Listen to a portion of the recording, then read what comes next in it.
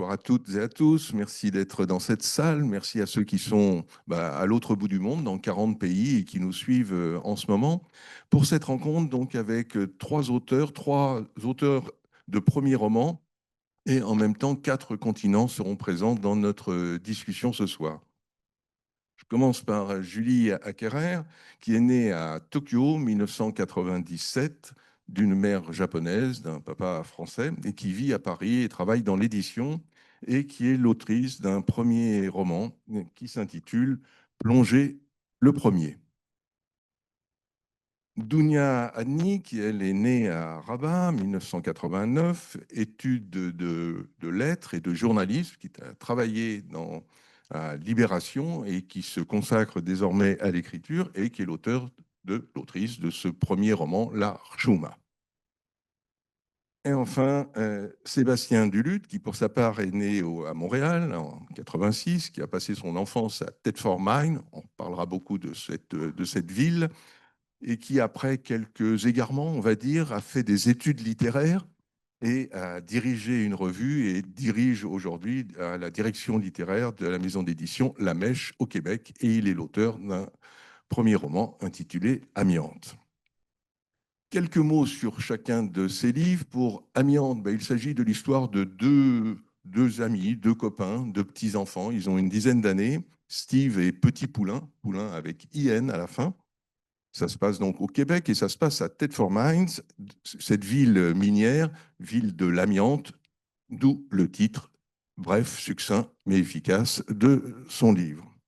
Le livre de Dounia, il s'agit cette fois d'une jeune femme aussi qui partageait un petit peu entre sa famille, son pays de naissance, le Maroc, et son pays de résidence, la France.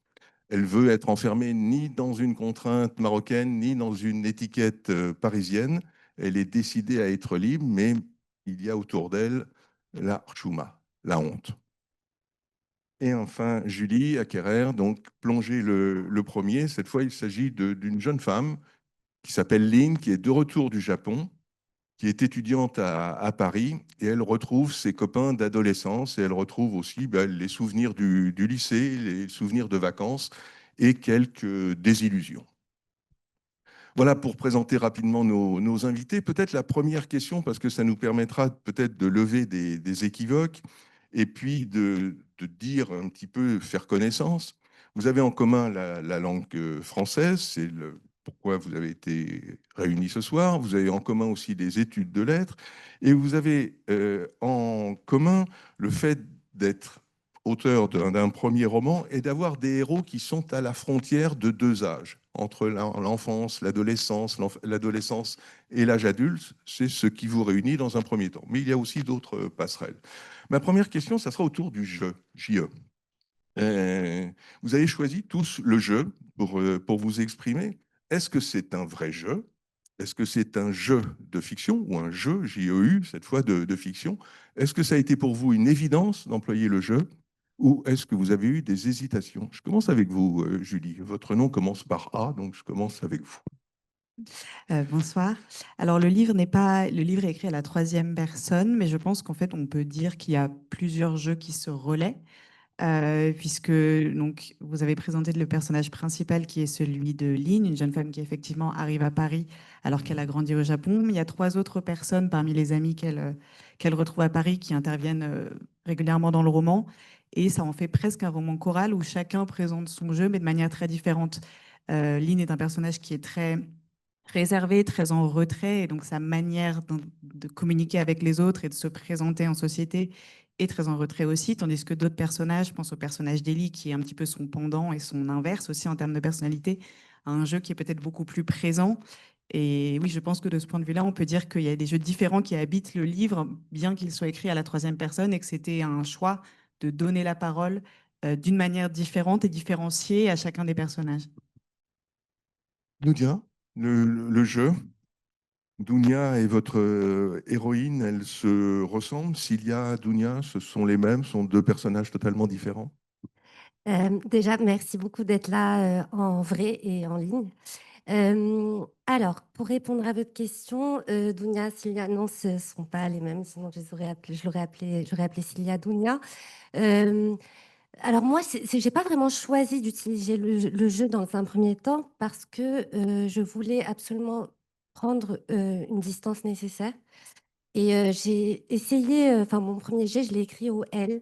En fait, je trouvais que ça ne fonctionnait pas, ça sonnait pas vraiment juste à l'oreille. Et je pense que c'est lié à mon sujet, parce que mon personnage principal, donc Cilia, traverse une décompensation psychique. Elle connaît une déflagration.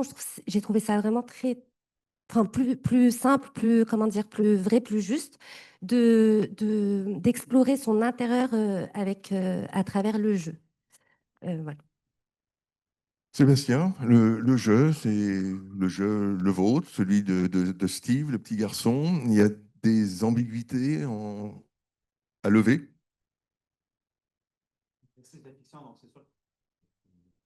Un exercice de fiction, donc c'est sûr que j'allais pas m'obliger à la réalité, mais communiquant avec mes propres souvenirs, le jeu s'est glissé à peu près naturellement. Mais ce qui m'intéressait, entre autres du jeu, que j'ai réalisé que j'ai toujours vu beaucoup narrativement les limites du jeu, c'est-à-dire qu'on est dans la tête de celui qui énonce, mais on ne peut pas être dans les têtes des autres.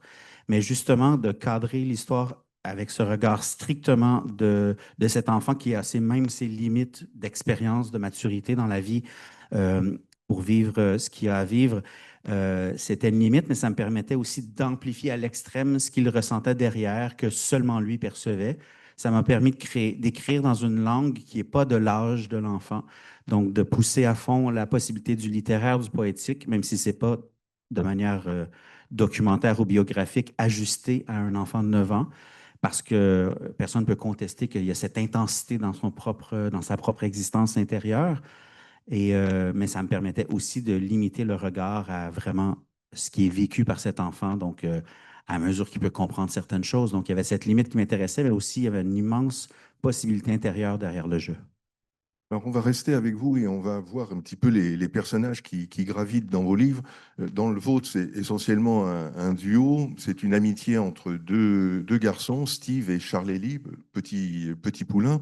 Il y a une amitié que je qualifierais, je ne sais pas si vous êtes d'accord, de presque animale entre ces deux garçons. Il y a une certaine liberté amoureuse aussi. Et vous décririez comment cette amitié? Vous diriez quoi de leur amitié à ces deux petits gamins? Comme c'est un roman qui part de l'enfance, mais qui explore le destin possible d'une enfance qui va être sévèrement mise à mal. Et il y a toute cette question que le devenir masculin dans cette ville-là est réglé, la trajectoire habituelle est connue, on devient mineur, on s'endurcit, c'est une vie difficile et tout. Et j'ai un enfant donc, que j'ai envie d'explorer avec beaucoup plus de nuances, de sensibilité. Et je me dis, à quel âge je peux situer une amitié de garçon où on est à la frontière de pouvoir explorer les besoins, les envies, les pulsions, sans que le discours social de la masculinité intervienne pour dire, bon là, le garçon, ça va, on garde une petite distance. Et je me disais, à 9 ans, 10 ans, je pense qu'il est possible d'imaginer une espèce d'amitié qui est tellement fusionnelle, où il n'y a pas la question de savoir si c'est inapproprié de faire la sieste ensemble. Et il y a aussi le fait que Steve est un personnage abîmé déjà de par sa relation familiale avec le père et il voit en son meilleur ami un refuge. Alors, il veut complètement ce refuge-là. Donc, il va vraiment rêver de lui. Il va être un peu pot de colle, en fait. Il va traîner partout. Il va surréagir à chaque fois qu'il va décevoir son ami. Il va voir la fin du monde. Son ami, pour lui, c'est un abri total. Donc, ça se manifeste même sur son corps, son envie d'être dans une proximité physique très grande. Et je me disais, je pense que je peux situer à 9 ans cette possibilité-là où des gamins, garçons vont avoir cette proximité, justement en étant au seuil où ça devient plus possible, ou en tout cas, la norme sociale va commencer à intervenir. Le mot gémellité serait trop fort? Non, du tout. Je crois même l'avoir employé. La gémellité, ça me fascine, cette espèce de complément, de double que le meilleur ami, en fait, je l'ai écrit en contraste avec Steve. Tout ce qu'il ne peut pas être, tout ce qu'il voudrait être, mais il n'arrive pas à le faire. Je les ai travaillés vraiment comme un couple. Julie, alors on va parler de Lynn maintenant. Lynn, elle arrive dans quel état d'esprit à Paris? Elle vient du Japon, elle a oui, quel état d'esprit? Alors, je pense qu'elle arrive dans un état d'esprit qui est, le mot le plus juste, c'est peut-être l'appréhension, puisque dans les premières pages du livre, elle atterrit donc à Paris, elle vit chez son oncle qui l'accueille pendant ses études, et d'emblée, elle dit que le français qui l'entoure est hostile, puisqu'elle a grandi au Japon, son père qui lui a transmis le français est décédé. Donc déjà, il y a ce deuil avec lequel elle arrive, ça influe sur son état d'esprit. Elle a l'impression presque d'être en pèlerinage, de venir sur la tombe de son père, même comme si tout le pays, toute la ville était la tombe de son père.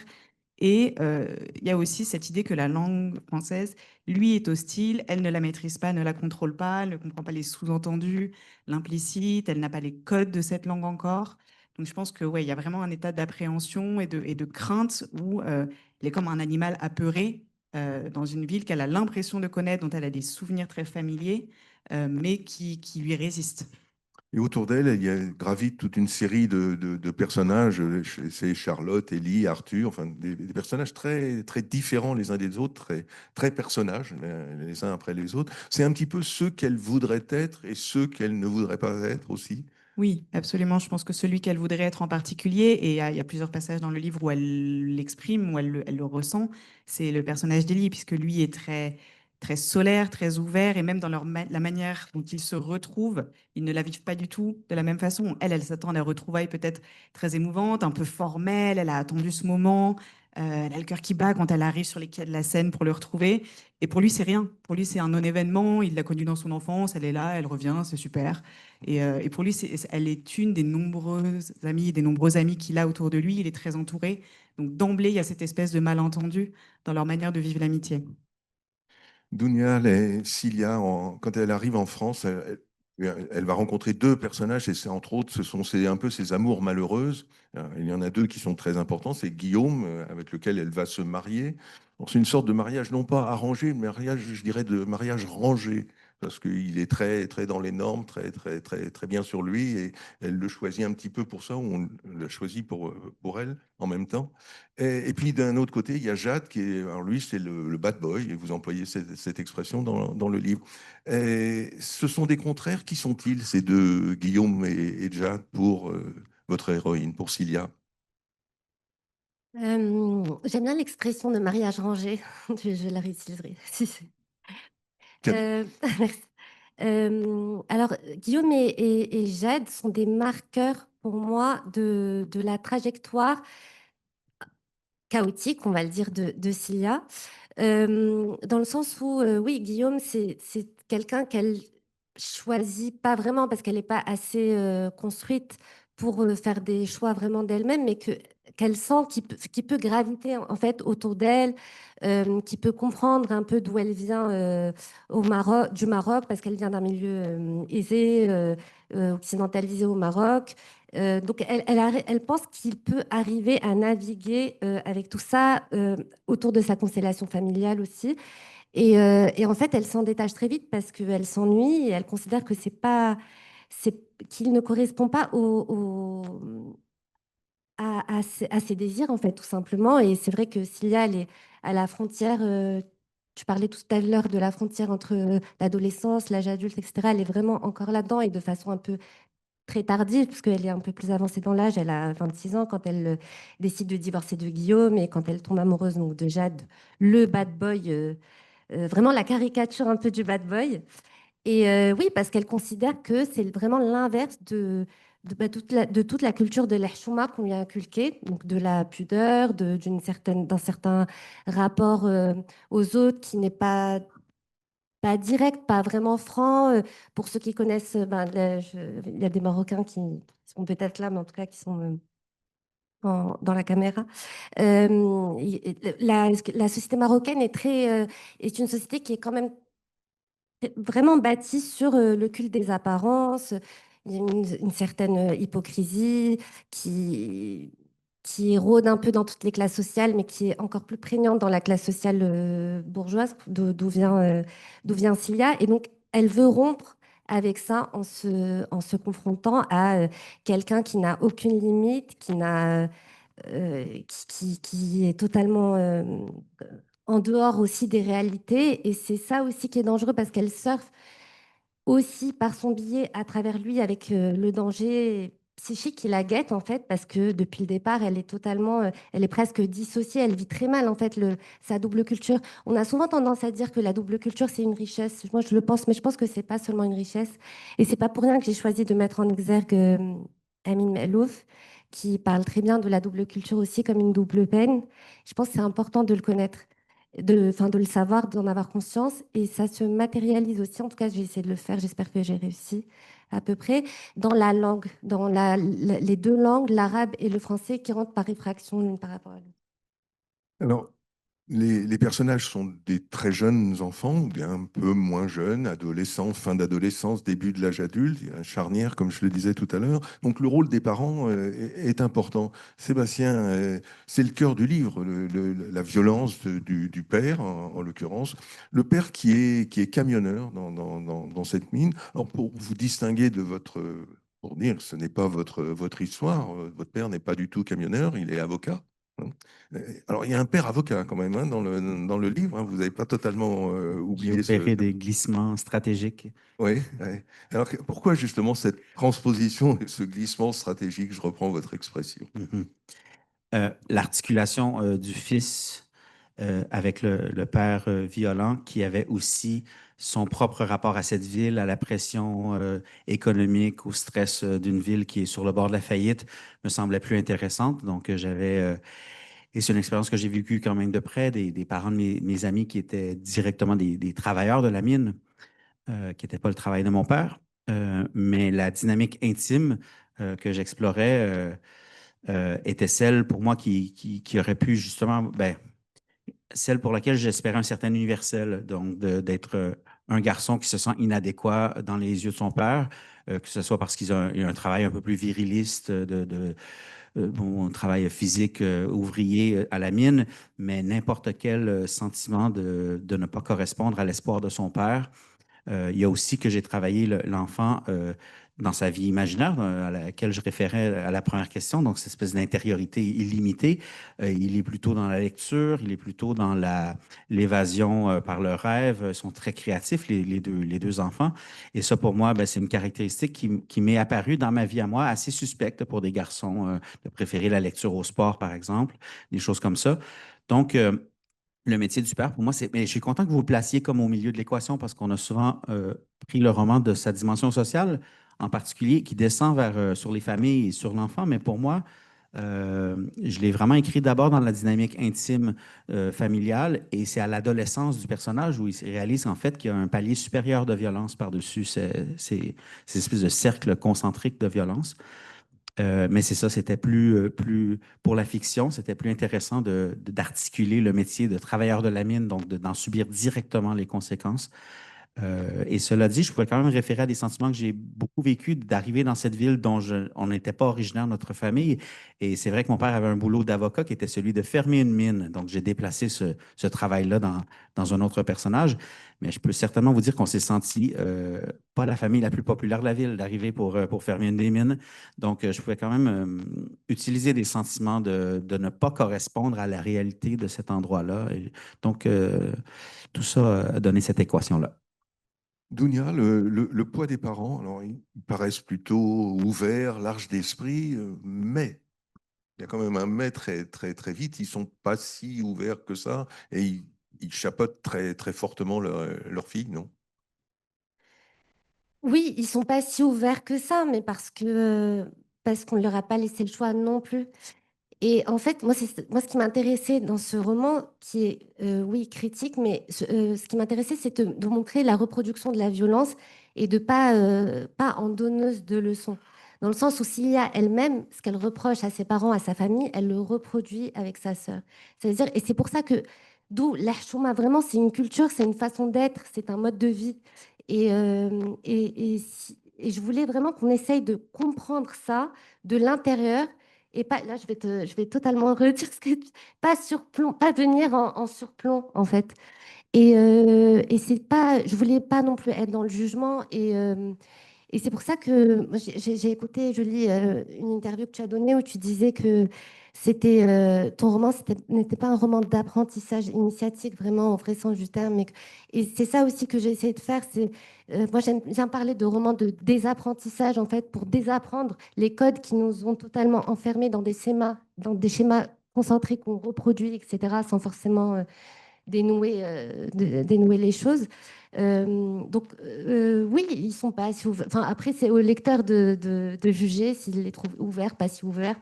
Je ne sais pas si c'est ça le plus important. Enfin, c'était pas forcément là où je voulais mettre le curseur. Non, ma question, c'était sur le poids qu'ils pesaient sur leur fille. Le poids du père est terrible dans le roman de Sébastien. Le rôle est différent dans le vôtre. Oui, non, mais oui, il y a un vrai poids, il y a aussi beaucoup d'amour. Et c'est cette ambivalence-là aussi que je voulais, qui me tenait à cœur de montrer. Les parents, Julie, ils sont moins présents, c'est pas la même chose, mais néanmoins, vous renversez presque la chose avec l'une des mères, je pense à Rachel, où là, ce sont les enfants qui vont prendre en charge la mère. Vous renversez l'équation. Oui, en fait, j'ai voulu pousser un petit peu à l'extrême la logique qui est vraie pour tous les personnages du livre, qui est que au moment où on passe à l'âge adulte, au bout du compte, on est tout seul. Et même des parents présents, même des parents aimants et à l'écoute qui font de leur mieux, ne peuvent pas nous porter complètement dans cette période-là. Le mieux qu'on puisse faire, c'est pour ça que c'est un roman essentiellement d'amitié, s'appuyer sur les gens de notre âge, de notre génération. En tout cas, les parents ne peuvent pas tout, surtout à cette période charnière. Et en poussant cette logique plus loin, voilà, effectivement, il y a un rapport d'inversion où le personnage d'Ellie se retrouve à s'inquiéter en permanence pour sa mère, qui est quelqu'un d'un peu perdu, de très imprévisible et qui finalement développe des troubles psychiatriques. Donc oui, c'est l'idée d'aller au bout de cette idée que les parents ne sont pas des tuteurs infaillibles, ne sont pas les tuteurs infaillibles qu'on pourrait attendre, surtout à l'âge où on a l'impression d'avoir le plus besoin d'eux. Alors, on a vu les personnages. On va voir maintenant les lieux, parce que les lieux sont très importants dans vos trois livres. Je reste avec vous, Julie. Bon, le Japon, la France, et la France en particulier, Paris, la région parisienne, certains quartiers, Cergy aussi pour l'université, Collioure pour les vacances. Les lieux sont un des moteurs, mais il n'y a pas que ça. Ils sont importants, mais ils ne sont pas déterminants comme pour l'être la ville minière dont on va parler tout de suite. Qu'est-ce que vous pouvez dire sur les lieux et l'importance ou la non-importance des lieux? Je pense que les lieux sont pas le seul moteur, mais c'est le moteur premier. Mm. On m'a beaucoup demandé dans ce livre ce qui était vrai, ce qui n'était pas, ce qui était inspiré de moi, de mes amis, ce qui ne l'était pas. La chose qui est vraie, c'est les lieux. Ce sont uniquement des lieux que j'ai beaucoup fréquentés, que j'ai aimés ou pas, mais qui m'ont inspiré d'une manière ou d'une autre. Donc, ils ont vraiment une importance qui est première. J'écris à partir des lieux. Je pense qu'on peut presque le dire comme ça. Mais effectivement, il n'y a pas d'idée d'enfermement dans un lieu, puisque tous les personnages du livre sont des personnages qui s'échappent, qui passent d'un lieu à un autre. Lynn part du Japon pour aller à Paris, elle retourne au Japon plusieurs fois, elle fait des allers-retours. Ellie a quitté la banlieue où il a grandi. Il y a ce lieu de Collioure qui est très important, qui est un village au bord de la mer, où Lynn a des souvenirs d'enfance très forts, beaucoup de nostalgie attachée à ce lieu. Elle y retourne à l'âge adulte pour voir ce que c'est devenu, ce que ça lui inspire. Mais c'est vraiment des va-et-vient qui font qu'effectivement, il n'y a pas de. L'attachement à un lieu n'est pas du tout vécu comme une contrainte. Au contraire, les personnages, et notamment Lynn, aimeraient s'ancrer. Cherche un lieu où s'ancrer. Est-ce que ça va être Tokyo? Est-ce que je vais être chez moi à Paris ou pas? Mais il n'y a pas d'ancrage possible finalement ou pas assez fort. Donc non, pas d'enfermement du tout et presque on le voudrait. Vous êtes presque la locale de l'étape parce que à Assas, vos héros vont à Assas, ils vont dans un bar rue Vavin, donc vous êtes voisine hein, ici.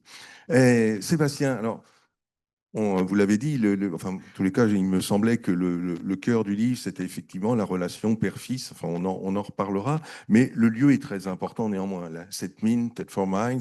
Est-ce que vous pouvez d'abord nous le situer, nous le décrire un petit peu et nous dire l'importance que ce lieu peut avoir pour le Québec et pour vous? Oui. Pour moi, il m'est apparu qu'il y avait un roman justement à cause du territoire. Il y avait moyen de le regarder d'un angle très lumineux qui est celui de l'enfance et de le faire verser vers l'espèce d'inévitabilité du destin et de l'amiante au sens large, c'est-à-dire l'industrie qui allait se terminer et aussi la raison pour laquelle cette industrie se terminait, c'est-à-dire que ça causait la mort. C'est un territoire assez particulier. On associe souvent les mines en Amérique du Nord au territoire nordique très éloigné. Alors, Tetrarman, c'est au sud de la ville de Québec. Donc, c'est très près de la frontière américaine. C'est à peu près à 1 heure et demie de Montréal aussi. Donc, c'est pas extrêmement loin. Mais comme il y avait ce filon d'amiante qu'ils ont trouvé, bien, ils ont commencé à creuser. Et ça donne vraiment un résultat assez spectaculaire. C'est pas une mine où on enfonce un ascenseur où on voit rien, on est très, très cru sous terre. Ce sont des mines à ciel ouvert, vraiment des spirales qu'on creuse. Et tout ce qu'on enlève de ces immenses cratères ben, sont accumulés en périphérie sur les terrils, que nous on appelait les dompes. C'est des espèces de collines très rondes, grises, mortes, qui sont trop parfaites pour avoir l'air naturel. Mais ça se mélange à un territoire forestier. C'est une petite ville, donc autour, il y a de la forêt. C'est une région aussi, les Bois-Francs, où il y a beaucoup d'érables. Donc, à l'automne, c'est spectaculairement beau, les couleurs de l'érable. C'est tout ce qu'on peut imaginer du Canada à l'automne, mais avec ces espèces de collines, comme si on était sur la Lune. Donc, encore là, il y a cette espèce de contraste entre vie et mort. J'ai beaucoup, beaucoup travaillé ces oppositions-là dans le roman. Et pour le Donc, Québec, ça représente quoi si on... ça représente quelque chose d'assez différent d'ici. Ça, je m'en suis rendu compte dans la dernière année à force d'en discuter. Chez nous, l'amiante, c'était une industrie qui créait beaucoup d'emplois, qui était un fleuron national. On appelait le matériau l'or blanc. Il y a eu une ruée vers l'or blanc dans les années 40, 50 au 19e, au 20e siècle.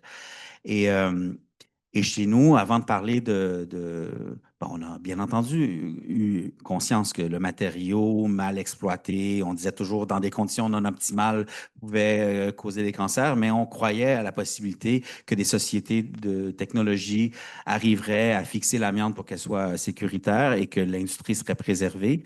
Et il n'y avait pas de limite à l'imagination possible, à l'imaginaire autour de l'amiante. C'est-à-dire que c'est une substance, un matériau qu'on nous disait, nous, enfants, à l'école élémentaire, qu'on pouvait envoyer sur le soleil et il reviendrait intact. Donc, on est en pleine guerre froide quand j'arrive là dans les années 80 avec toute cette idée d'armement nucléaire, d'abri nucléaire. On est indestructible si on possède l'amiante. Donc, c'est vraiment valorisé à l'extrême. Et après, ça bascule complètement. Non, plus personne n'en veut. On a tué des gens. Et ça, c'est sans parler du désastre écologique que ce type de mine-là entraîne. On n'est même pas en train d'aborder la conversation sur l'écologie.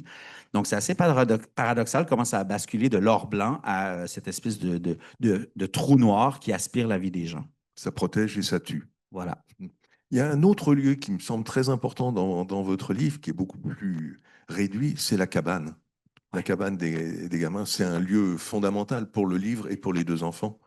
Oui, encore là, j'ai travaillé par opposition. Je me suis dit, si ce territoire-là absorbe vers le bas, tous les destins vont dans le fond de la mine, c'est un espèce de symbole morbide.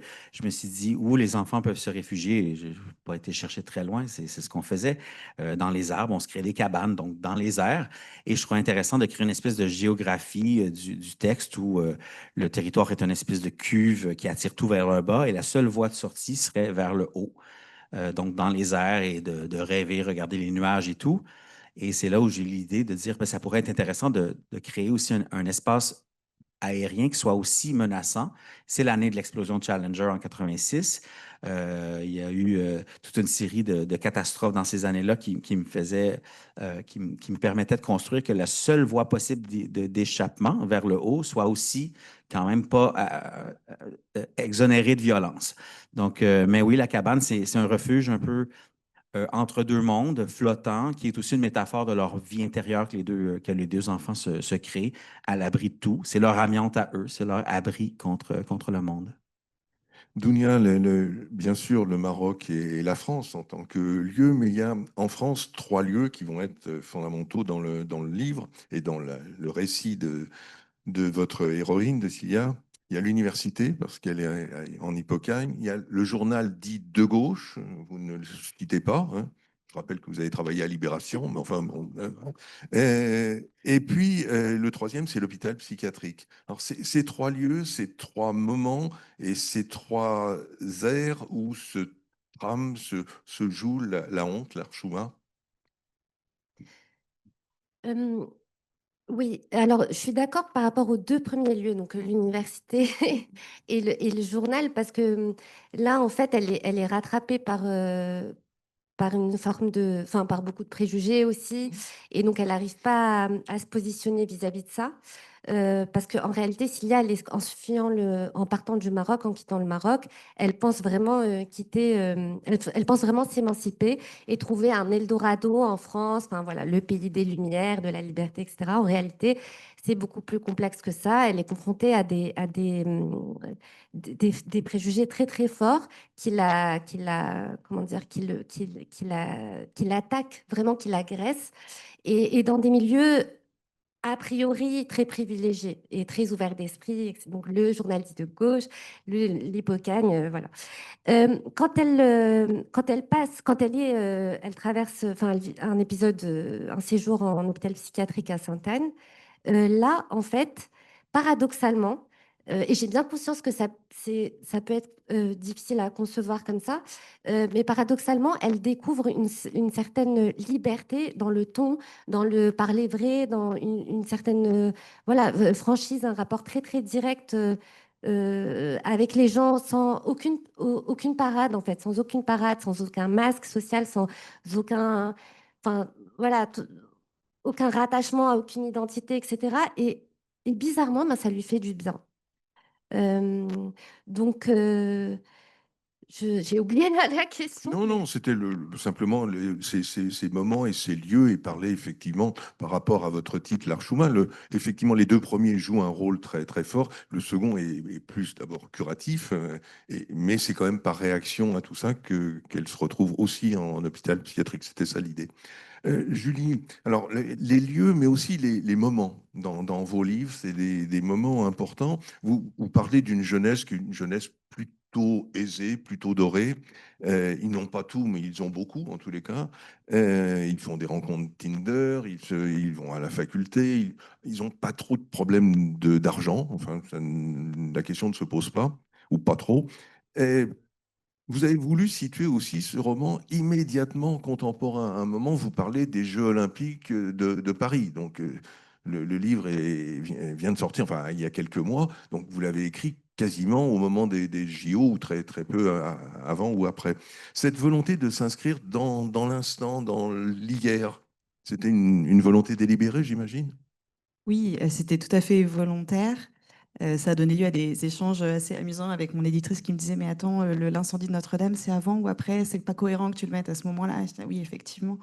Donc c'était volontaire en tout cas de donner ces petites couleurs parce que, euh, comme vous dites, on a affaire à des personnages qui sont très privilégiés, qui savent pas toujours quoi faire de leurs privilèges d'ailleurs. C'est aussi leur faiblesse. Et donc, c'est limité en classe sociale et je voulais que ce soit aussi limité dans le temps pour donner une couleur de génération. Alors, en l'occurrence, le livre ne parle pas du tout de toute une génération, c'est une petite frange, mais je voulais qu'on retrouve ces couleurs-là, que quelqu'un qui ait pu connaître ce milieu à ce moment se dise, ah oui, c'est vrai qu'effectivement, on avait célébré les Jeux Olympiques ou même des choses encore plus précises qui sont tellement réelles que ça nous projette, que ça nous catapulte à un instant donné et je voulais vraiment donner ces couleurs-là, alors pas par le Covid, parce que je pense qu'on n'a pas forcément envie de retrouver ça partout, mais en tout cas, voilà, l'incendie de Notre-Dame, c'est des souvenirs collectifs qui font génération, qui font société, et cette idée de qu'est-ce qui fédère était importante, et les événements temporels très, très identifiés m'ont aidé à construire ça. Sébastien, le temps, le moment, alors où les dates sont données, hein, c'est l'été 86 et plus tard c'est 91. Et pourquoi ces dates? Ça vous permettait de vous retrouver à l'âge de 9, 10 ans, vous êtes contemporain de vos héros, même si ce ne sont pas vous. Pourquoi le choix de cette époque-là? C'est plus les gamins qui ont déterminé, c'est plus votre histoire ou c'est plus l'histoire avec un grand H? C'est vraiment tout ça. Au début, par pure paresse, j'ai calqué l'âge du personnage Steve Dubois, quand même, où j'admettais que j'allais me servir quand même d'un fond de vérité. Donc, je le calque avec mes âges, tout simplement pour me rappeler en telle année, je suis à tel niveau scolaire. Mais, donc, je voulais cet âge dont j'ai parlé plus tôt, 9, 10 ans, où il y a la fin de l'innocence qui est possible. Et pouvoir basculer à l'adolescence, je me disais à peu près 5 ans plus tard, où c'est encore vif, mais on est suffisamment transformé pour qu'on sente un peu le saut. Bon, il y a des événements qui jouent, qui interrompent la première partie du roman 86 et qui nous fait basculer en 91. Et regardant ces années-là de près, Wikipédia, 86, catastrophe, c'était bon, c'était fertile avec Challenger, Tchernobyl, etc. Et je trouvais qu'en 91, on arrivait dans une espèce d'épicentre de révolte adolescente. Moi, musicalement, c'est des grandes années pour moi avec Nirvana et tout ça. Donc, je trouvais qu'il y avait vraiment des foyers historiques de référents culturels qui permettaient ben, en fait, je le soupçonnais pas, mais c'est vrai qu'on m'en a beaucoup parlé, à quel point quand on a vécu soi-même ces pivots dans le temps, ces années-là, on parle beaucoup de 91, adolescent 91, il y a vraiment quelque chose on sent qu'il y a un basculement. C'est comme si la révolte était à la mode. Et donc, j'ai calqué ça là-dessus, mais c'était aussi impossible que je bouge trop les époques, surtout au début, parce qu'on veut quand même être dans le contexte économique de l'époque. Donc, on ne peut pas être dans une époque de prospérité de la mine. C'est important pour moi que les jours, enfin, les mois, les années à cette industrie soient comptés parce que ça crée cette espèce de pression maximale, comme j'expliquais, sur les familles et jusque dans l'intimité des foyers. Donc, ça s'est placé à peu près naturellement comme ça, tout concordait. Dounia, l'importance du temps, Julie employait le terme générationnel, on l'emploie à propos de votre livre, des romans générationnels. Est-ce que c'est quelque chose qui vous a préoccupé? Vous vous inscrivez évidemment dans notre époque, mais les dates ont peut-être moins d'importance que vient de le dire Sébastien, ou je me trompe? Non, non, vous vous trompez pas. Oui, je voulais quand même qu'on sente, mais par la langue, par des marqueurs d'oralité, qu'on était vraiment dans une période contemporaine. Après, pour être tout à fait honnête, au début, j'ai quand même essayé de situer le Covid, voilà. Et puis, en fait, très vite, je me suis dit, bah, ça risque quand même de dater un peu trop le récit. Et moi, ce que je veux, c'est qu'on arrive, que les lecteurs arrivent à s'identifier assez facilement et que voilà, que ça puisse traverser les générations parce que c'est les problématiques qui sont abordées dans le livre, qui sont celles de l'identité, de la biculture, etc. Je pense que c'est des choses qui ont une longue vie, malheureusement, heureusement, je ne sais pas. Donc oui, j'ai beaucoup gommé après coup. Je ne sais pas si c'est bien ou pas, mais voilà, c'est fait. Alors, vous évoquez le phénomène linguistique. Il y a une volonté chez vous de laisser des traces de l'arabe dans votre écrit en français. Par moment, il y a des phrases qui sont transcrites en alphabet romain, mais qui sont de l'arabe que vous citez. Souvent, bon, ça relève du religieux pour l'essentiel, mais pas que. Il y a cette volonté d'une présence de l'arabe dans votre livre écrit en français. En réalité, au début, ça m'est venu assez naturellement, mais parce que c'est normal dans le sens où j'ai appris le français et l'arabe en même temps. Donc, mon imaginaire est façonné par ces deux langues. Je suis façonnée par ces deux langues. Je réfléchis, je rêve en français, en arabe. Donc, ça m'est venu comme ça et je me suis dit, ben, c'est intéressant. En plus, je parle de double identité. Je vais en faire un choix stylistique. D'autant plus que je trouve que ça a une langue qui s'imbrique dans une autre, qui s'infiltre dans une autre presque par effraction. Ça imprime une énergie particulière, notamment au niveau du rythme. Je pense pas que mon livre aurait eu le même rythme s'il n'y avait pas eu cette place importante accordée à l'arabe. Et j'ai adoré jouer avec ces deux langues-là, les faire circuler et les faire, comment dire, il y a une sorte de... Parfois ça sonne bien, parfois ça dissonne, mais j'ai trouvé ça intéressant. Julie, le japonais joue un rôle dans votre livre, dans votre écriture. Vous avez l'impression que cette langue je sais pas, qu'elle est là en ombre japonaise. Alors, j'aurais adoré pouvoir mettre aussi un peu de japonais dans le livre, mais avec les idéogrammes, ça fonctionnait pas. Non, c'est une langue qui est relativement absente parce que je voulais laisser la place au français et notamment à cette confrontation du personnage de Lynn avec le français. Euh, Vous avez l'impression qu'il y a l'influence. C'est ça dans oui, la manière absolument. de raconter, de... Je pense qu'elle influence. La différence entre japonais et français qui m'a aidé dans la construction du livre, c'est essentiellement que le japonais est une langue extrêmement contextuelle. C'est-à-dire que si on sort une phrase de son contexte, on a beaucoup de chances de pas du tout comprendre ce que ça veut dire ni de quoi ça parle. Il y a très peu d'indices, il y a très peu de mots qui permettent de savoir est-ce qu'on parle de lui, elle, je. tout ça n'existe pas dans une phrase en japonais isolée. Et je pense qu'un des problèmes de Lynn, c'est qu'elle a grandi avec une langue contextuelle, donc elle a ce biais de se dire, on va me comprendre, on va deviner, et tout est sous-entendu, tout est implicite, il a bien compris ce que je ressens. Pas du tout. Le français est cette langue qui a l'immense mérite de dire beaucoup, très précis. Alors, mérite ou pas, je ne sais pas, mais d'être très précise, de développer énormément. On a une langue, une phrase en français dit vraiment tout, ce qui n'est pas du tout le cas du japonais. Et dans le rapport de Lynn aux autres personnages et à ses amis, il y a ce biais-là où pour elle, c'est bizarre que tout soit sur la table. Elle n'a pas du tout l'habitude de tout mettre sur la table de ce qu'elle pense. Donc, en creux, le japonais est présent de cette façon. Elle existe en japonais d'une manière qui est empêchée. Sébastien, votre écriture est singulière au sens qu'elle vous est propre. Alors, je ne parle pas de la langue québécoise, je ne parle pas des mots, des expressions, c'est pas ça que Mais c'est surtout un tissage très, très original des mots, avec un mélange de... Alors, je qualifierais de poésie et en même temps de cinéma, mais cinéma grand écran. Enfin, on est en cinérama et en poésie en même temps. Et puis, dans cette manière d'exprimer très joliment ce qui est plutôt laid dans le livre. C'est le poète qui est présent chez le romancier, c'est le poète qui est devenu romancier parce que vous êtes poète, vous avez écrit plusieurs recueils de poésie et le roman qui est venu plutôt tardivement. Le poète joue un rôle considérable dans votre écriture. Il est là, vous ne Oui. pouvez pas vous en défaire. Non, non, même je m'en suis servi. En fait, c'est sûr qu'en poésie, on cherche le mot qui crée le plus de carrefours possible, qui crée des vibrations. C'est pas le mot le plus efficace pour la communication, mais c'est le mot qui permet le plus de jaillissement de possibilités. Et ce qui est intéressant avec le roman, c'est qu'on peut utiliser des réflexes poétiques, mais pour faire des constructions quand même plus ambitieuses, parce que là, on a quand même besoin de décrire un peu plus précisément. Et c'est vrai que je m'en étais pas rendu compte, mais c'est une manière de cinéma, c'est une maximisation du langage.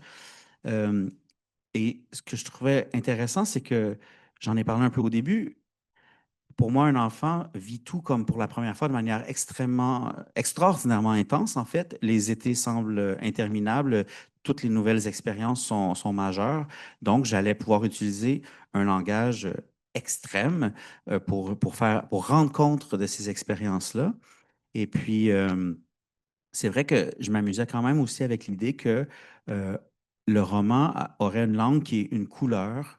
Et on n'allait peut-être pas toujours tout comprendre précisément parce que je faisais mes caprices de poésie. Je n'utilisais pas nécessairement le mot le plus efficace, mais celui qui m'apparaissait créer le plus de faisceaux de lumière, mais que ça allait quand même provoquer des sensations qui seraient conséquentes avec ce qui est vécu. Et donc, le laid, le beau, pour moi, c'était assez secondaire tout ça parce que pour moi, la question, c'est le rapport de de vastitude, d'élargir son monde. C'est tout le défi de Steve qui, de son amitié avec sa cabane, décide, je pense, qu'accompagné avec cet ami-là, ou plus tard à l'adolescence avec sa copine, son amie Cindy, se sent capable de regarder le monde, mais c'est une personne qui prend le monde, qui l'amène dans sa tête pour le gérer, pour le comprendre. Et il y a ces réflexes probablement anxieux, en fait, de suranalyser tout. Et ça a donné un peu cette espèce de couleur sur le texte où je me rendais compte que j'écrivais vraiment comme un poète, c'est-à-dire que des fois, j'étais comme, ah, ce mot-là, il serait parfait ici, mais je l'aimais mieux là-bas. Donc, je le distribuais. On fait beaucoup ça en poésie, distribuer les mots. Et donc, j'étais pas du tout dans l'espèce de jet qui sortait facilement et que j'allais retoucher après. J'avançais vraiment là en créant des espèces de châteaux de cartes de plus en plus complexes, comme des poèmes, mais avec l'exigence du roman qui est un peu plus tridimensionnelle, un peu plus développée à plein d'égards.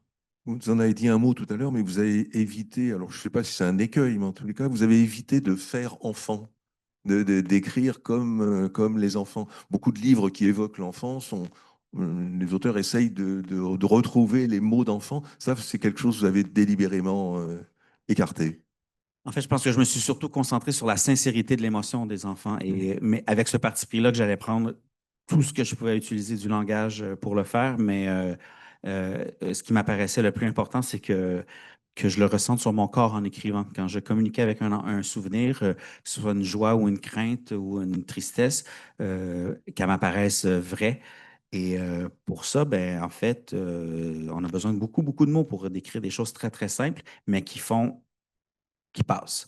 Donc, pour moi, c'était une question d'authenticité de l'émotion sur l'enfance, là, c'était vraiment ce point-là qui me préoccupait. On a parlé de la langue, on va parler de la construction de vos livres. Dounia, là, les trois parties, là, les parades, la déflagration, la réplique, ce sont les titres, hein, des parties. 3 temps de la Archouma. Vous aviez ce processus d'écriture d'entrée. Lorsque vous avez commencé à écrire, vous aviez ce plan, vous saviez qu'il y aurait 3 parties, ou c'est venu au fil de la plume? Comment ça s'est construit, votre livre? Alors, j'aimerais bien vous dire que c'était planifié, mais pas du tout. Euh, non, en réalité, moi, j'ai commencé par la deuxième partie. La première partie n'existait pas du tout. Euh, donc, deuxième partie, ensuite troisième partie, et puis ensuite, je suis revenue. Voilà, j'ai écrit la première à la fin. J'aime bien faire les choses dans l'ordre. Euh, euh, comment j'ai... alors, en fait, j'ai remarqué avec mon éditrice que les 3 parties se découpaient assez naturellement et on a décidé que c'était comment dire, ça donnait des respirations dans le texte qui est quand même dont le ton est assez syncopé. Et du coup, voilà, c'était plus. Et puis aussi, ça avait du sens dans le sens où on traverse quand même 3 univers différents, 3 temporalités différentes, avec trois façons d'écrire. Enfin, même dans le style, c'est différent. Au début, la première partie, les parades, c'est écrit de façon un peu classique. La deuxième partie, elle est très volontairement fragmentaire. Il y a beaucoup de ruptures de syntaxe, de jeux sur les pronoms pour essayer d'être au plus près de la dissociation de style à ce moment-là. Et ça, c'est hyper difficile à faire, mine de rien. Et la troisième partie, ça va plus vite, c'est plus nerveux, on est plus dans la passion.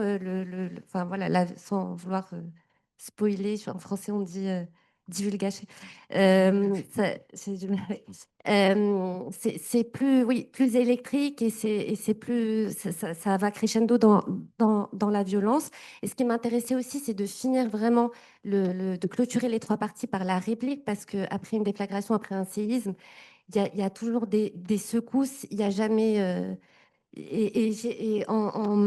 la fin de ton livre, j'ai ressenti un peu ça quand ton personnage, Lynn, décide de retourner au Japon. Enfin, voilà, il y a pas, c'est pas des trajectoires qui sont ascendantes. J'ai trouvé ça super dans vos 2 livres, d'ailleurs. Julie, sur la construction là aussi de votre livre, donc vous allez me dire si je me trompe, j'ai l'impression que le Japon est assez absent au début et que peu à peu il devient de plus en plus présent en jouant de l'alternance géographique avec votre personnage, et qu'il y a aussi une accélération de l'intrigue, que tout d'un coup il y a des séquences qui sont plus courtes, il y a des faits nouveaux, des faits qui sont plutôt graves, on parle de décès, d'appel au secours, il y a une multiplication des lieux. Il y avait cette volonté chez vous d'accélérer, de multiplier les points de vue, de multiplier les lieux? C'est pas forcément quelque chose de conscient. Mm. Là où effectivement, je trouve que dans les 3 parties de ton livre, il y a une écriture qui diffère et qui apporte de la diversité et qui fait que il y a vraiment 3 temps qu'on ressent. Dans mon livre, c'était moins volontaire. Je pense que j'ai la tendance, à- cette tendance à écrire par séquence. Quand une scène me vient, quand un événement me vient, je l'écris et j'accole tout ça un petit peu comme un patchwork. Alors parfois, il s'en passe davantage des choses, parfois moins, mais c'est pas forcément quelque chose que j'ai conscientisé non dans la construction. En revanche, le fait que le Japon revienne dans l'intrigue, oui.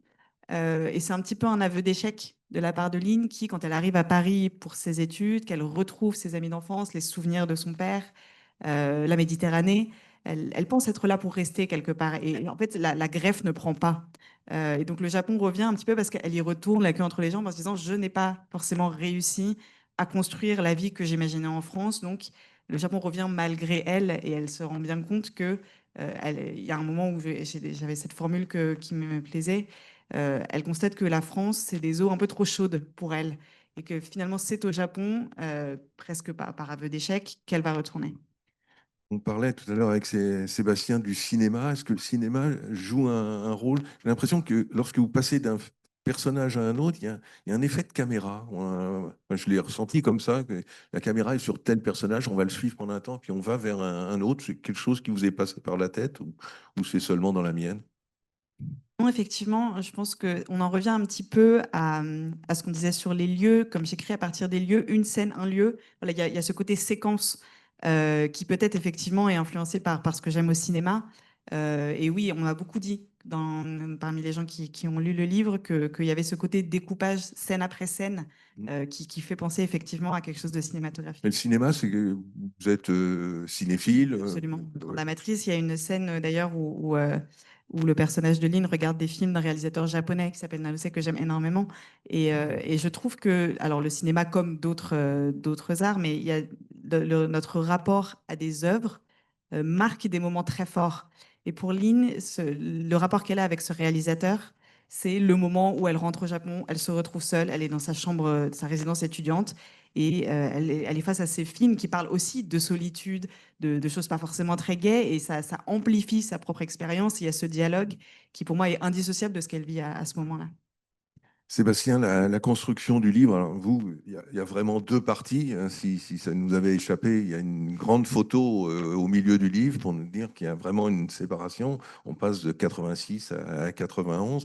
C'est un petit peu le bonheur de l'enfance dans un premier temps, et puis il se passe quelque chose, il y a une bascule, et on a un peu l'envers du décor. Et ça, c'était d'entrée de jeu, vous saviez que ça se passerait comme ça, qu'il y aurait ces deux parties très nettes. Ouais, ça fait partie des nombreuses structures formelles qui me sont apparues, des contrastes que j'allais reprendre l'histoire après une déflagration dans la vie du personnage principal et que j'allais établir des correspondances en fait entre les chapitres. Ce ne sont pas si clairs que ça. Je ne voulais pas m'obliger à un truc hyper rigide, formaliste, mais à la cabane de l'enfance, le nouveau refuge pour l'adolescence, c'est la piscine. Il nage, donc il est dans un élément d'eau.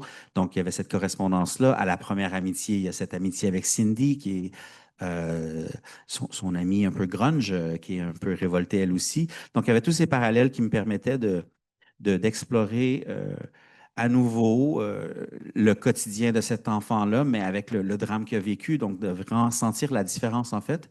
Et j'avais déjà construit le roman dans chaque chapitre, même dans la première partie, avec des flashbacks. Donc s'il y a cette espèce d'écho un peu dans ce sens-là, si on veut imiter le livre. Mais dans les chapitres, il y a ces flashbacks temporels qui sont aussi des juxtapositions de moments et que je me disais, le lecteur essaiera de comprendre pourquoi dans une scène, je passe à un autre moment.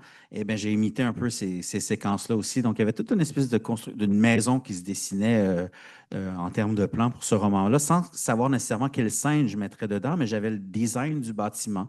Et je me disais, bon, si j'ai fait ça à l'enfance, à l'adolescence, qu'est-ce qui serait intéressant pour créer un parallèle, donner un écho à ce qui s'est vécu? Et c'est un peu ça qui décidait des scènes de la deuxième partie. C'est un petit peu le design de l'architecture du roman. On va parler des titres des romans. Alors, des trois, le vôtre est peut-être le plus énigmatique. Les deux autres sont plus plongés, le premier. Alors, comment doit-on le comprendre, ce titre? C'est amusant parce que quand j'ai appris qu'on avait une rencontre à trois, la première chose que j'ai pensé, c'est que j'aimais beaucoup vos titres. Parce qu'ils sont courts, parce qu'ils sont forts. Je ne savais pas ce que voulait dire Shuma au moment où j'ai lu, je l'ai appris dans le livre.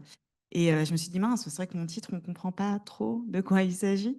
Et rétrospectivement, je tiens quand même à ce titre. Euh, Déjà parce qu'il y a un petit clin d'œil au passage où les personnages sont donc au bord de la mer à Collioure. Et voilà, donc il y a cette idée de leur amour de la mer et du mien. Mais plonger le premier, c'est plonger dans l'âge adulte. Finalement, c'est voilà, ils sont tous là au bord de la vingtaine, à se regarder en se disant ah, est-ce qu'on y va, est-ce qu'on n'y va pas, est-ce qu'on prend nos responsabilités ou pas.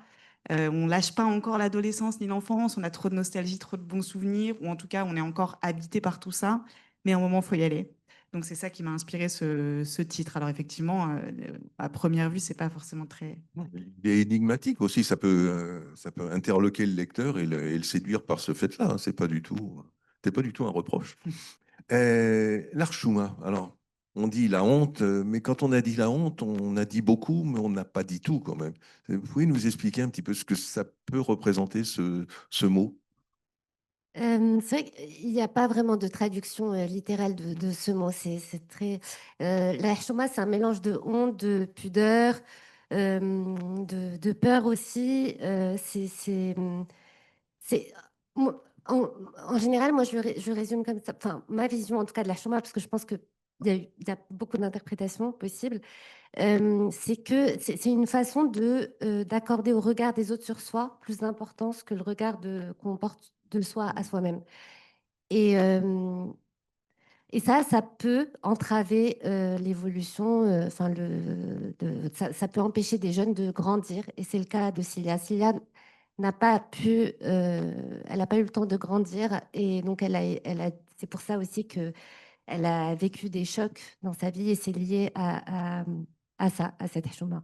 C'est un mot qu'on emploie, on dit serchuma, c'est comme un adjectif, comme c'est pas seulement un, c'est pas un, On le dit tout le temps et d'ailleurs, on le dit de plus en plus, même en France, c'est rentré dans le langage. Serchouma, plus, enfin, alors ça peut être aussi un peu léger, ça n'a pas forcément le poids que ça a dans mon roman, c'est-à-dire que ah, tu n'aurais pas dû dire ça, tu n'aurais pas dû réagir comme ça, tu n'aurais pas dû t'habiller comme ça, Serchouma, ça se fait pas en gros. Ça a aussi ce sens-là, ça n'a pas qu'un sens honteux, quoi. Sébastien, alors vous avez une langue poétique, lyrique, généreuse, et puis le titre, amiante. C'est simple, c'est bref, c'est... Mais c'est un mot qui est tellement stigmatisé qu'on ne peut que penser aux conséquences négatives, mais Mm, objectivement, je trouvais que c'est un mot assez beau, mm, lumineux, avec ami, mm. aimanté, tout ça. Aimant, Aimant, exact. Et ça me permettait encore là de jouer sur c'est comme un principe. Donc, à ce qui nous est apparu une solution extraordinaire qui aidait la vie, qui était une solution pour la vie, devient un piège pour la vie. Donc, le mot contient tout ça. C'est sûr que, surtout ici en France, j'ai réalisé à quel point le mot dire amiante, pour moi, c'est un très joli mot. C'est pas une évidence ici, ça, je l'ai bien compris. Mais, mais c'est un peu le défi du livre de construire cette perception positive de. Ben, amiante, en tant que tel, ce mot, enfin, il n'y a aucun mot pas beau, mais euh, faire oublier en fait ce à quoi c'est associé. Et pour moi, qui contiennent Ami, c'était quand même assez extraordinaire. J'avais même l'impression que ben, ça motivait l'écriture, c'est-à-dire que je me disais que c'était tellement un bon titre que je me ferais prendre pour un truc qui serait pas aussi bien situé sur le territoire même où on le faisait. Mais il faut avoir vécu ça, à quel point il y avait l'espoir de l'amiante et cette finalité-là inévitable qui est sombre. Donc, je trouvais que le mot quand même pouvait refléter les deux et on l'a quand même combiné. L'idée du titre, on l'a quand même beaucoup visualisé avec la couverture. C'est intervenu assez tôt dans l'édition qu'on n'allait pas faire un livre avec une couverture grise, une tête de mort et je sais pas quoi, une pierre tombale. C'est bleu clair, c'est les ciels, mais il y a quand même Challenger qui explose sur la couverture. Le nuage blanc, c'est la forme exacte de l'explosion de la navette. Et amiante écrit en blanc. il y a les oiseaux. Il y a les oiseaux qui sont aussi un symbole de fuite vers le haut. Et je dois dire, de manière un peu plus anecdotique, mais pour moi, ça a été majeur pour les gens de la ville là-bas qui voient enfin sur un roman qui a comme eu un bon écho jusqu'ici, voir ce mot connoté positivement après tout ce qu'ils ont vécu de stigmates. Il y a eu quelque chose d'assez beau aussi dans tout ça et on a tous eu l'impression que c'est vrai, amiante, c'est un joli mot. Mm. Je reste avec vous pour parler de l'enjeu, de l'intention de vos livres. Alors, on en a dit déjà quelques mots. L'enfance, le contexte social, mais alors pour faire des rapprochements avec la littérature française, mais vous êtes plus Guerre des boutons que Germinal. Hein, vous avez laissé de côté le côté de la mine, la misère, le côté dur. C'est présent, mais ça n'est pas primordial et le côté guerre des boutons. On pense à ce livre-là. Enfin, je sais pas, c'est un livre que vous avez lu, qui vous a intéressé, Non, pas je, plus je qu'un vois, autre. je vois de quoi vous parlez, mais chez nous, c'est plus. Mais je vois tout à fait. Chez nous, il y aurait la guerre des tucs. Mm. C'est la liberté de l'enfance, mais c'est exactement parce que c'est cadré dans le regard d'un enfant où l'enfant de 9 ans ne peut pas dire comme ouais, l'amiante, ça tue des gens, c'est cancérigène. C'est pas du tout dans sa compréhension du monde.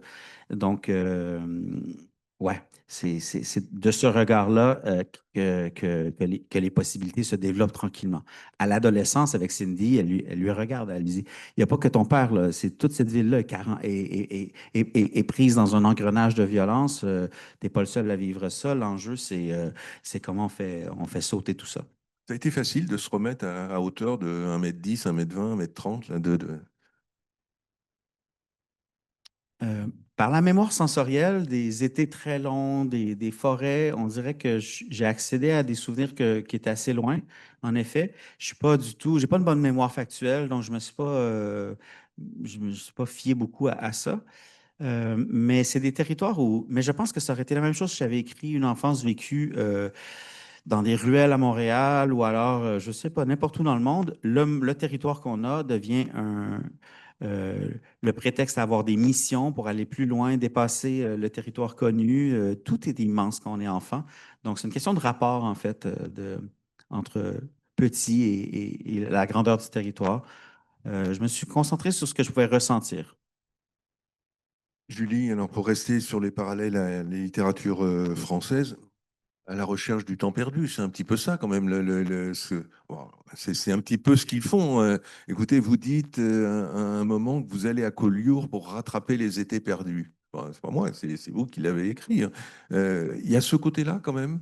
Je ne parle pas seulement de Proust, mais le côté rattraper un moment. Absolument. Je pense que la notion de nostalgie est vraiment centrale dans le livre. L'idée de rattraper, de retourner en arrière. C'est vraiment des personnages qui avancent tous à reculons. Et ce qui m'intéressait aussi, c'est cette idée que la nostalgie n'est pas du tout la même en français et en japonais. En français, la nostalgie, c'est assez ample. C'est vraiment cette époque me manque, l'enfance me manque. J'ai des bons souvenirs de mes étés à la mer. En japonais, le mot qui veut dire nostalgie, on le traduit par nostalgie faute de mieux, mais c'est un petit peu différent. C'est vraiment un petit déclencheur. Ça peut être un objet que vous retrouvez au fond d'une poche. Ça peut être je sais pas, une friandise que vous n'avez pas mangée depuis 15 ans et que tout d'un coup on vous sert. Et ce petit catalyseur vous catapulte 15 ans en arrière, que vous l'ayez demandé ou non, que vous ayez des bons souvenirs ou non de cette époque. Et donc il y a ce jeu d'être renvoyé à son passé de différentes manières, plus ou moins brutalement, qu'on en ait envie ou pas. Mais sous toutes ces facettes, la nostalgie est vraiment centrale dans le livre. Et de ce côté-là, oui, la Madeleine de Proust, c'est ce qui guide l'écriture et ce qui guide le parcours de tous les personnages. Votre héroïne, elle est aussi étrangère au milieu des autres. Étrangère dans tous les sens, parce qu'il y a le Japon, mais aussi parce qu'il y a le temps qui est passé, parce qu'ils ont évolué, qu'elle aussi, elle a évolué, et elle se retrouve, oui, étrangère parmi les autres. Absolument, et je pense qu'elle se raconte que le fait de se sentir étrangère est dû à la langue, et c'est très largement dû à la langue, mais pas uniquement. Elle a aussi une personnalité d'être étrangère à tous, c'est extrêmement pudique, elle est un petit peu enfermée là-dedans, et il n'y a pas que la langue, le temps qui passe, comme vous le dites, joue énormément, et c'est pour ça que découper le livre en trois parties m'intéressait, puisqu'il y a des ellipses assez longues, d'au moins parfois d'une année, parfois de plus, entre les trois parties, et qu'est-ce qu'on fait quand on se retrouve après 2 ans, qu'on ne s'est pas parlé ou plus. Et surtout que les personnages sont à un âge où 1 an, c'est très long. Quand on est encore dans les études, qu'on est en train de choisir son orientation, qu'on débute dans la vie active, on n'est plus la personne qu'on était il y a 1 an. Ça peut aller très vite. Donc la nostalgie peut se contenir dans une période assez courte aussi. Demain est plus proche. Voilà, Hmm. exactement. Dounia, votre héroïne, Cilia, elle pense être plus libre en France, mais en fait, elle a en quelque sorte amené avec elle les injonctions qu'on lui avait mise sur elle au Maroc, et elle s'en rajoute d'autres en quelque sorte. Et vous avez vous dites dans votre livre, il y a d'un côté la part marocaine du mal-être, c'est une expression que vous employez, et à côté vous dites elle se désintégrait à force de s'assimiler. C'est les deux choses que vous avez voulu dire, cette série d'injonctions qui viennent du Maroc et cette série d'injonctions qui viennent de France. Oui, tout à fait. C'est le cumul d'injonctions contradictoires venant d'un espace enfin, voilà, qui la rattrape dans un autre espace, etc. Finalement, même si elle fait des allers-retours, en réalité, elle n'est jamais à un seul endroit. Elle n'est jamais que au Maroc dans sa tête, elle n'est jamais que en France dans sa tête. Et elle subit, en fait. Elle ne sait pas composer avec tout ça. Elle ne sait pas comment faire. Elle subit et elle cherche à savoir, elle cherche à s'en affranchir et elle n'y arrive pas forcément. Et c'est une course permanente pour essayer d'être elle-même, sans savoir vraiment ce que c'est d'ailleurs cette elle-même, parce qu'elle est vraiment en train voilà, de passer à l'âge adulte. Euh, et en voilà, se délestant de tous ses poids, dans lesquelles, en fait, à un moment donné, je le dis dans le livre, elle n'entre dans aucune case, en fait, qui conduit à Col. Donc, comment on fait pour évoluer? Comment on fait pour être soi quand on correspond à aucune case disponible? Vous avez cette formule, ou elle a cette formule pour elle-même, elle dit qu'elle est figurante de sa propre vie. Oui. Tout à fait, figurante de sa propre vie. Ça peut être invisible aussi, on ne la voit pas trop, elle est simplement figurante. Et Euh, c'est les autres qui... du bruit quand même. Ouais, elle fait du bruit, mais on voudrait bien lui assigner un certain nombre de choses, en tous les cas. Le- les uns et les autres, le choix du roman, Sébastien, je reviens à ça quand même. Alors, le poète, et des recueils de poèmes, pourquoi le roman tout d'un coup? Est-ce qu'il y a eu un déclic? Est-ce que c'est un roman que vous portiez en vous depuis très longtemps, qui a mûri, et puis il y a eu quel a été ce déclic? Qu'est-ce qui a fait que le poète est devenu romancier?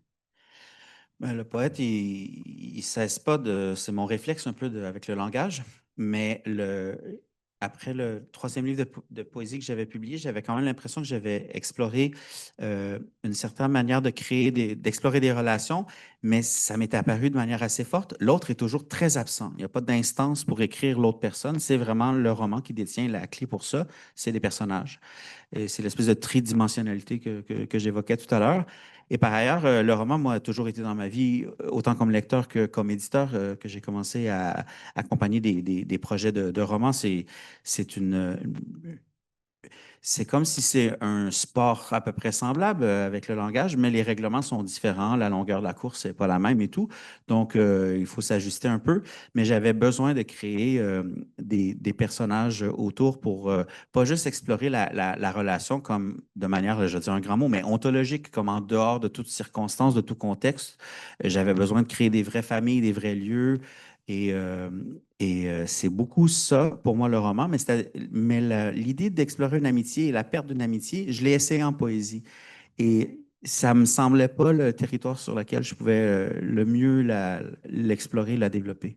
Et sur le plan technique, la distance d'écriture n'est pas du tout la même, le temps d'écriture n'est pas la même. Là, un poème, on peut l'écrire, enfin, j'imagine, assez rapidement. Ouais. Alors un roman, on ne peut pas l'écrire en 3 jours. Non. Donc, j'avais pas le cardio au début. Ouais. Mais c'est surtout que le roman, pour ma part, j'ai réalisé qu'on on peut pas arrêter de trop longtemps. Il y a trop de fils à rebrancher, qu'on oublie plein de petits détails factuels avec lesquels on peut s'égarer, là, des simples questions comme ça de vraisemblance. Tandis que la poésie, on est plutôt dans l'accumulation de pièces qui nous semblent pouvoir créer quelque chose et à la fin, on l'organise. Le roman ne procède pas comme ça, donc il faut vraiment une éthique de travail différente. Mais j'avais aussi fait une thèse, donc j'avais de l'expérience d'écriture sur plusieurs mois, quelques années même. Donc, c'est juste un petit peu de reprendre ben, les bonnes conditions pour réaliser un texte qui demande autre chose en termes de discipline de travail. Faut plonger le premier. Julie, le roman, il a été précédé par la nouvelle. Vous avez écrit d'abord des nouvelles. Le roman, je ne connais pas vos nouvelles. Le roman, il était déjà en filigrane dans vos nouvelles ou pas du tout? Ça avait été une esquisse ou pas? Oui, alors je voudrais pas dire que la nouvelle est un format inférieur au roman ou préparatoire au roman, je ne le Mhm. pense pas du tout. Je pense que j'ai énormément de plaisir à écrire des nouvelles et j'en écris encore en tant que tel pour le format lui-même qui oblige à être extrêmement synthétique et très percutant et j'aime beaucoup ça. Malgré tout, c'est le roman qui s'est imposé de manière assez évidente au bout d'un moment. J'ai pas testé beaucoup d'autres formes créatives. Et pourquoi le roman a été une évidence? Je pense que comme beaucoup des personnages du livre, je suis très tentée de fixer et de retenir. Et ça me paraissait être la forme appropriée pour ça, pour essayer de retenir le plus possible. Mais là où le roman est merveilleux, c'est que c'est fixé en trichant, fixé avec la liberté de fixer ce qu'on veut comme on veut. Et cette espèce d'ambiguïté entre voilà, vouloir retenir les choses, les rigidifier, mais en même temps le faire avec la forme exacte qu'on souhaite. C'est la liberté dans la contrainte qui m'intéresse énormément et le roman correspond parfaitement à ça. C'est pas un peu aussi le Japon qui revient dans la nouvelle? C'est un genre beaucoup plus prisé au Japon qu'en France, la forme courte. Je crois qu'on est un Absolument. des rares peuples à ne pas priser la nouvelle, mais Et au Japon, en tous les cas, c'est quelque chose de très, très présent. Ça a joué un rôle, à votre avis? je pense parce que certaines de mes nouvelles favorites sont écrites par des auteurs japonais et il y a une influence qui est certainement très forte dans l'estime que j'ai pour le genre de la nouvelle. La poésie, la nouvelle, Dounia, vous, c'était le journalisme qui a précédé l'écriture, c'était l'écriture journalistique. Ça aide d'être journaliste ou au contraire, c'est un habit un peu pesant et il faut le quitter pour passer au roman? C'est un habit un peu pesant qu'il faut quitter pour passer au roman. Oui, non, je pense pas du tout que ça. Enfin, ça n'a rien à voir, c'est pas du tout les mêmes codes. Euh, non, moi, c'est plutôt le théâtre, en fait, l'écriture théâtrale qui m'a. Enfin, moi, j'adore le théâtre, je fais tout le temps au théâtre et je lis aussi du théâtre. Et ce côté, enfin, les formes dialoguées, le côté, le ton direct, enfin, le sens de la mise en scène et tout, c'est quelque chose qui m'a beaucoup euh, travaillé pendant l'écriture du livre. Je dirais plus le théâtre. Je reviens quand même au journalisme et à la force du roman par rapport à l'écrit journalistique. Qu'est-ce que l'on dit dans un roman que l'on ne dira pas dans un article, par exemple? Qu'est-ce que le roman apporte de plus ou pas? Alors, c'est difficile comme question parce que je trouve vraiment que ça a tellement rien à voir. Le journalisme, c'est quand même, on reste sur les faits, il y a une déontologie, il y a, il y a plein de codes, en fait, plein de règles. L'essentiel, c'est de faire passer l'info le plus vite possible, le plus clair, de façon la plus claire possible. Euh, la forme, elle est donnée. Le roman, chaque roman cherche sa forme. Et c'est ça qui est magnifique, je trouve, dans la littérature, dans l'écriture romanesque, c'est le travail de composition qu'il y a derrière. Et finalement, c'est la forme qui fait finalement le propos. Et c'est pas du tout la même dynamique dans le journalisme. Donc oui, je trouve vraiment que c'est plus intéressant de lire des romans que de lire des journaux.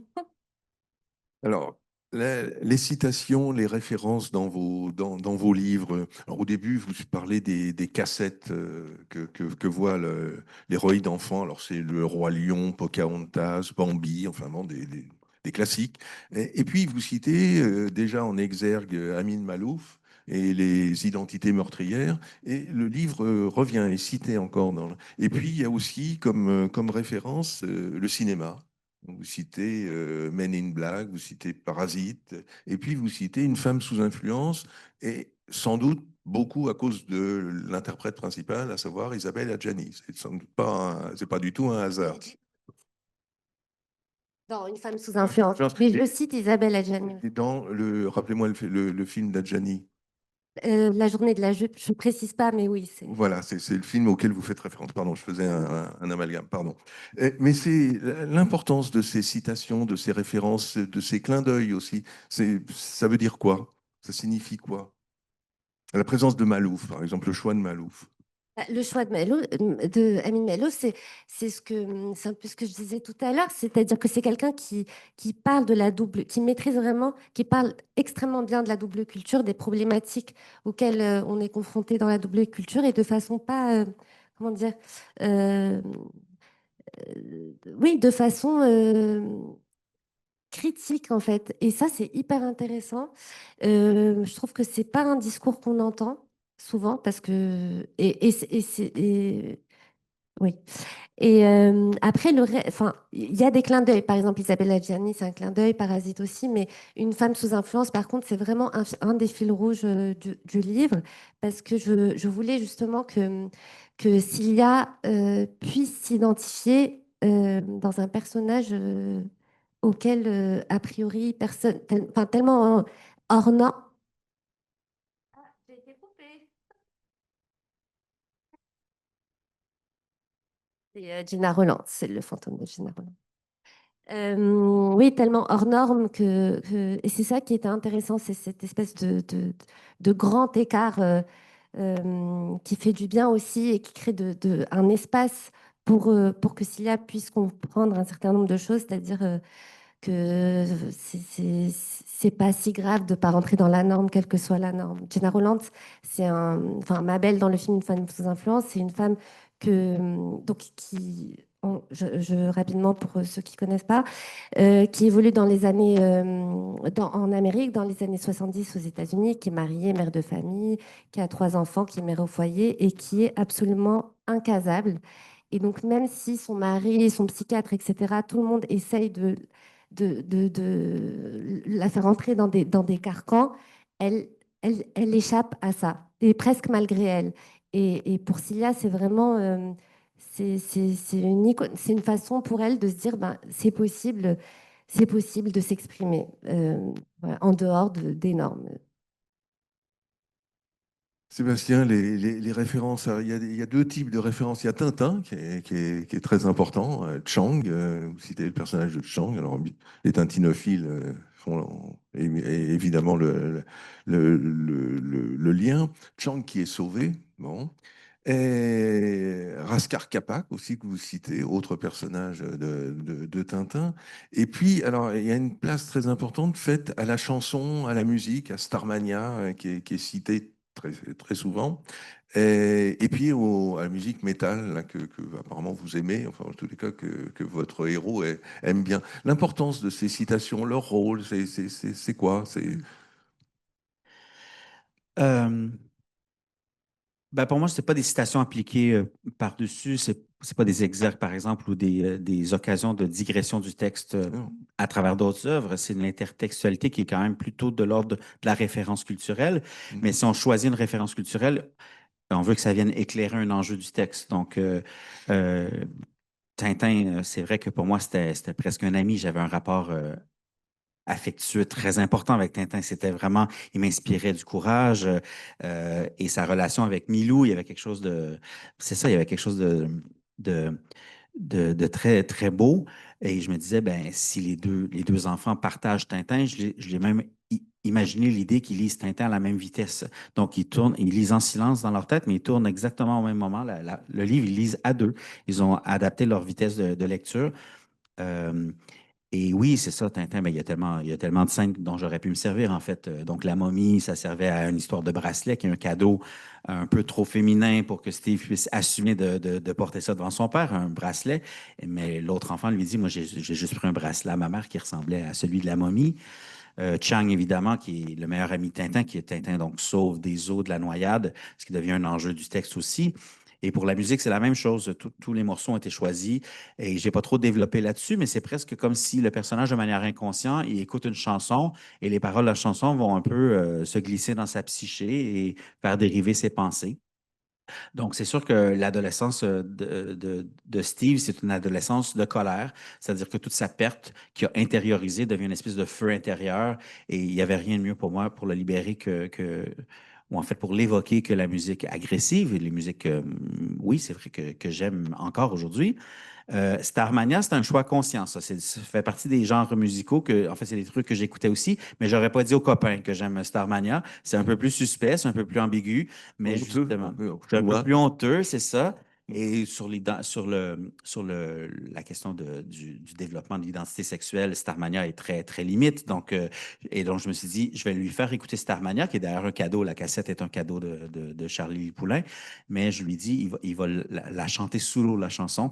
Et je me souviens que dans les piscines, si on fredonne sous l'eau, on ne sait pas qui chante, mais on entend très, très bien que quelqu'un chante sous l'eau. Je me disais que c'était un bon moyen de libérer quelque chose de lui, qui est justement cette espèce d'ambiguïté sur son identité qui se joue à travers lui. Et je trouvais assez intéressant de dire, il ne va pas dire à personne qui écoute Starmania, mais tout le monde va s'en rendre compte qu'il y a quelqu'un dans la piscine qui fredonne Daniel Balavoine. Ils ont plongé eux aussi. Donc. Les références, il y a moins de citations chez vous, il y a moins de références, il n'y a pas de dédicace non plus, contrairement à, il n'y a pas de phrases en exergue, il n'y a que le texte. Pas besoin. Pas forcément pas besoin, je pense qu'au contraire, ça m'intimide un petit peu. Euh, Intégrer des références, en tout cas littéraires, moi, c'est quelque chose où j'ai l'impression de toucher un panthéon et qui m'intimide.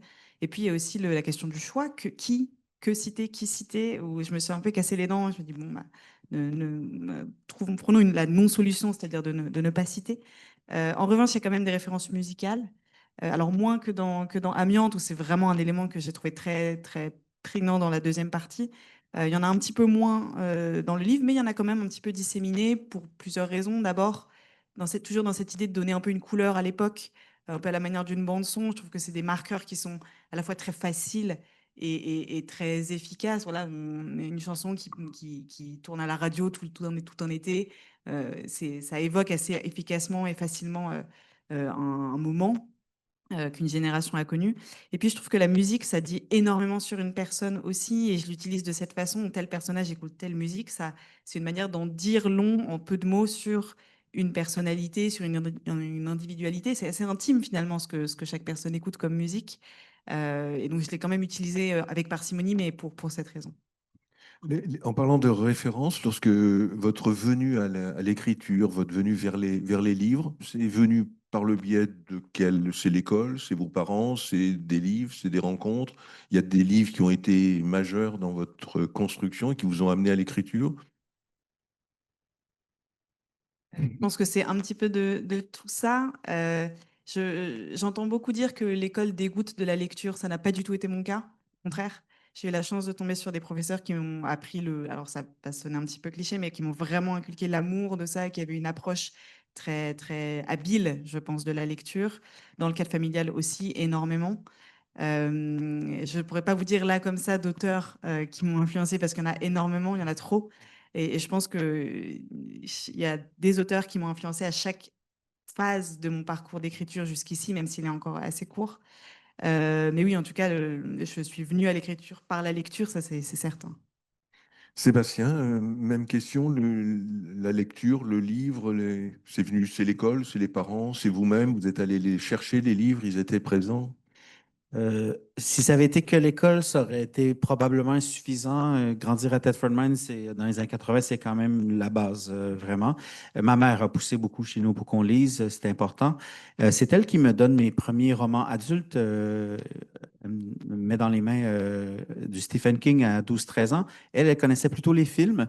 Et je pense qu'elle n'avait pas soupçonné que les livres allaient quand même un peu plus loin à toutes sortes d'égards. Mais moi, j'ai pas eu l'espèce d'étape où je lisais des romans adolescents. Je passais vraiment des livres d'enfants à Stephen King, ni plus ni moins, ou tout ce que je trouvais à la bibliothèque.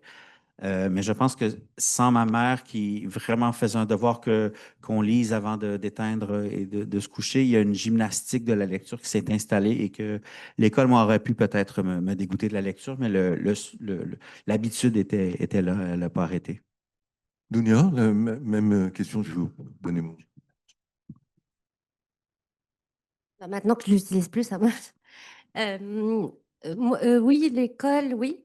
Mais surtout mes parents. En fait, très petite, je les ai toujours vus lire. Et très petite, je disais à ma mère, je m'ennuie, voudrais, je sais pas, trouve-moi quelque chose à faire, je m'ennuie. Elle me dit, bah, c'est très bien de s'ennuyer. Et du coup, ben, du coup, j'avais rien à faire à part lire des livres qui traînaient comme ça.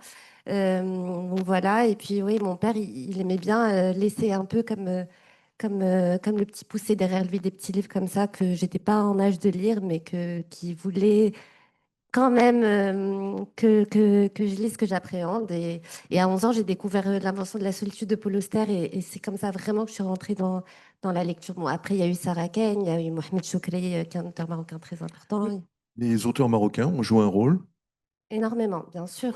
Bah, le pain nu de Mohamed Choukri, c'est juste, c'est un texte qui est tellement d'une violence incroyable et d'une juste, enfin, c'est juste dingue, enfin, vraiment.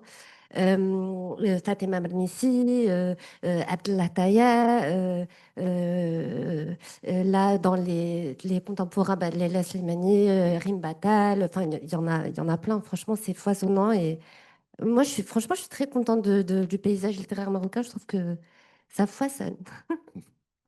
Alors, deux dernières questions hein, qui s'adressent à vous tous, vous trois. Julie, comment vont-ils, vos héros, aujourd'hui? Que sont vos amis devenus, en quelque sorte? Un savoir. Non, Vous avez une petite idée? oui, ce que j'espère pour eux en tout cas, c'est qu'ils ont continué à faire corps, à faire groupe. Je pense qu'ils arrivent à la fin du roman à un stade où ils ont un petit peu perdu foi dans leur amitié, où ils se disent, bon, bah, finalement, l'âge adulte, c'est chacun dérivé dans sa direction, on se perd de vue, voilà, chacun suit son chemin. Je, je pense qu'on revient de ça et en amitié comme en tout, il y a des phases, ça s'en va, ça revient. Donc c'est ça que je leur souhaite, je pense qu'ils se retrouvent. Sébastien, Steve, il va comment? Et Ted for Mine, c'est quoi aujourd'hui? Ça a évolué comment? Pour Alors, les Steve personnes, d'abord. ben, je vais pas trop avancer vers la fin qui est quand même assez ouverte. Il y a Ouais, ouais. je sais que dans les clubs de lecture, il y a beaucoup de discussions sur la fin. Il y a une fin métaphorique et une fin peut-être plus concrète. Je n'ai pas de nouvelles de Steve depuis. Ok. depuis. Ouais. Euh, La ville de Thetford Mines, comme j'expliquais, qui n'est pas trop éloignée, a réussi à se tirer d'affaire de manière assez intéressante après l'industrie minière et même qu'aujourd'hui, ils valorisent le passé industriel de la ville. C'est assez intéressant. Euh, Cela dit, je sais que depuis peu, on a découvert que dans les terrils, il y aurait des résidus de lithium et de magnésium. Alors, il y a des industriels qui sont intéressés à rebrasser tout ça. Et la ville est un peu devant une question à savoir est-ce qu'on repart dans un grand rêve émancipateur économique. Mais c'est une ville que moi, enfin, j'avais tourné le dos à cette ville-là quand on est parti. J'étais jamais revenu. En 25 ans, j'étais jamais retourné. Je suis allé depuis la sortie du livre et j'ai reconnecté avec cette ville-là qui a beaucoup changé, mais en même temps, pas beaucoup. Je veux dire, le paysage, pas tellement. C'est assez particulier d'avoir l'occasion de renouer avec ces années-là et de découvrir que la vie a suivi son cours en son absence. Et, euh, et en fait, ça me stressait un peu de ramener la ville à ces époques-là, justement, mais c'est justement ce que j'évoquais, cette joie que j'ai sentie chez les gens là-bas de voir que ça a été transformé en une histoire bon, qui est pas lumineuse sur toute la ligne, mais quand même qui crée, provoque une expérience de lecture qu'on peut partager. Il y a quelque chose d'assez beau. C'est une petite ville ordinaire qui a eu une époque où on extrayait de l'amiante, rien que ça. Dounia, dans votre livre, et c'est cité même dans la quatrième de couverture, l'héroïne étant être une bonne Marocaine et une vraie Parisienne, c'est un peu l'alternative. Est-ce que finalement, la bonne combinaison, c'est pas la littérature et le fait d'écrire en français une histoire en partie marocaine? Je ne vais pas vous contredire. Euh, ce- Est-ce j'ai que c'est envie pas de une dire oui, manière de concilier, de dépasser, tout à fait. Merci beaucoup à tous les trois. Merci de vous être livrés à ce jeu de ping-pong et de questions-réponses. Vos livres, pour ceux qui sont dans cette salle, vous les trouvez à la table de la librairie en sortant. Ils sont prêts à être vendus, dédicacés, mais surtout lus. Pour ceux qui sont un peu plus loin, vous les trouverez dans les bonnes librairies, dans les bonnes bibliothèques, celle de l'Alliance française en particulier. Peut-être vous trouverez ces trois livres, sûrement vous trouverez ces trois livres. Je vous en souhaite une bonne lecture et je souhaite à tout le monde et à vous une bonne soirée. Et merci beaucoup. Merci Merci. beaucoup. Merci.